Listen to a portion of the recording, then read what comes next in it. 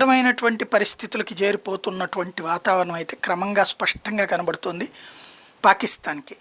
Asia cup క్రికెట్లో ఎప్పుడైతే భారతదేశం పక్కకి తప్పుకుందో వాళ్ళ బతుకు బస్ స్టాండ్ అయిపోయింది. వాస్తవంగా క్రికెట్ మూలంగానే కాస్తో కొస్తో రూపాయి వస్తుంది వాళ్ళకి. మొన్న మనం బాయ్కాట్ చేస్తే దెబ్బ అయిపోయింది. ఇప్పుడు మళ్ళీ ఆసియా కప్పే రద్దు అవుతుందా లేదు మిగతా వాళ్ళతో జరుగుతుందా అంటే మనం లేని మ్యాచ్లు రక్తిగట్టవు. ఇప్పుడు పాకిస్తాన్ క్రికెట్ అసోసియేషన్ ఆగ్రహంతో రగిలిపోతుంది. భారత్ ఇట్లాంటి తప్పుడు పనులు చేస్తుందని మండిపడుతుంది. భారతదేశానికి బుద్ధి చెప్తూ ఉంటుంది. ఏం బుద్ధి చెప్తుంది? మళ్ళీ తీవ్రవాదులను ఏమైనా క్రికెట్ తీవ్రవాదులను ఏమైనా పంపిస్తాము.